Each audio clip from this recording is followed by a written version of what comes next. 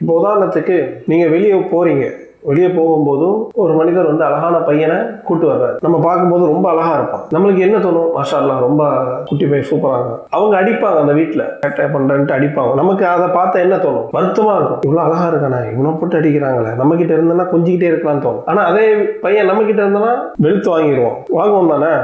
நம்ம இப்படி மொபைல் நோண்டிட்டே இருப்போம், பிடிக்கிட்டு போயிடலாம். எவ்வளோ டென்ஷன் வரும், தூக்கி போட்டுருவோம். ஏன்னா நம்ம கிட்ட அந்த பொறுமை வந்து பழக்கப்படுத்தலை. இப்போ நபி ஸல்லல்லாஹு அலைஹி வஸல்லம் எந்த அளவுக்கு பொறுமையாக இருந்தாங்க. ஆயிஷா ரலியல்லாஹு அன்ஹா வீட்டுக்கு ஒரு பொருளை கொடுத்து விட்றாங்க, மற்ற வீட்டிலேருந்து தட்டி விட்றாங்க, எல்லாம் கீழே கொட்டிருக்கு. யார் முன்னாடி? வேலைக்காரன் முன்னாடி. நபி ஸல்லல்லாஹு அலைஹி வஸல்லம் யாரு? ஜனாதிபதி. ஒரு வேலைக்காரன் முன்னாடி ஒரு ஜனாதிபதி அவமானப்படுத்துறது சாதாரண விஷயம் நினைக்கிறீங்க?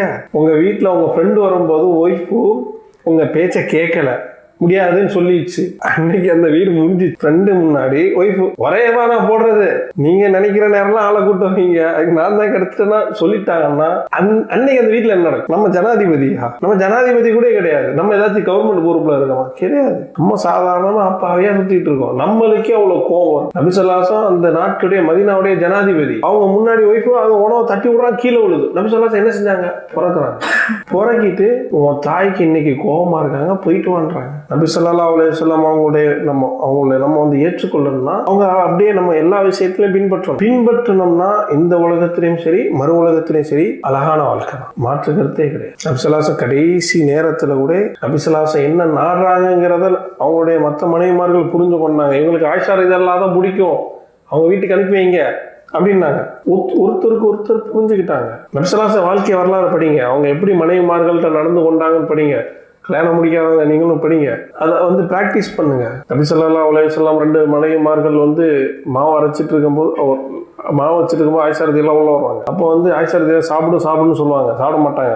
அப்புறம் நீ சாப்பிடலன்னா மாவு தூக்கி மூஞ்சில வீசிடுவாங்க. அப்போ மூஞ்சில தூக்கி இன்னொரு மனைவி மேல அப்பிடுறாங்க. ஏன்னா ஆயிஷா ரலியல்லாஹு விளையாட்டு பொண்ணு. அப்போ மாவை எடுத்து அவங்க கையில கொடுத்து நீ அப்புன்னாங்க. யாரு? அந்த நாட்டு ஜனாதிபதி. நம்ம ஊஞ்சா ஆடணும்னு ஆசையா இருக்கு, நம்ம மனைவி கேட்டேன், ஊஞ்சலா? 4 புள்ளியை பெற்றதுக்கு அப்புறம் ஊஞ்சலா? பொதுவா நம்ம என்ன யோசிக்கணும்னா, எப்போதுமே பெண்கள் நம்மளை விட ரொம்ப லோவா தான் யோசிப்பாங்க, ரொம்ப எக்ஸ்ட்ரீம் லெவலில் யோசிக்க மாட்டாங்க. அவங்க எப்படி யோசிப்பாங்கிற அவங்களுடைய அந்த விஷயங்கள்லாம் நீங்க தெரிஞ்சுக்கொள்ளணும். அப்போ நீங்க வந்து இந்த லைஃப்ல வந்து எல்லாத்துக்குமே நமக்கு படிப்பினை நபி ஸல்லல்லாஹு அலைஹி வஸல்லம் அவங்களுடைய வாழ்க்கையில இருக்கு. அதை விட ஒரு சிறந்த முன்மாதிரி உலகத்திலே கிடையாது. நீங்க நபி ஸல்லல்லாஹு அலைஹி வஸல்லம் வாழ்க்கை வரலாறு பல முறை படிங்க, ரொம்ப அருமையா இருக்கும். வெறும் புத்தகத்தை வாசிக்கிறது மேற்று கிடையாது, அதுல இருந்து படிப்பினை பெறணும். அதை நீங்க கவனமா வாசிக்கணும். அதுல இருந்து நம்ம என்ன பெறோம், சும்மா ஸ்டார்ட் பண்ணி முடிக்கிறது விஷயம் கிடையாது. அந்த புத்தகத்தை நம்ம எதுக்கு எடுத்திருக்கோம், இந்த புத்தகத்தின் மூலம் நம்மளுடைய வாழ்க்கையில எதை நடைமுறைப்படுத்துறோம் அப்படிங்கிறதுக்காக அதை படிங்க. நபி ஸல்லல்லாஹு அலைஹி வஸல்லம் அவங்களுடைய வரலாறு ஒவ்வொரு முஸ்லீமும் படிக்கணும்.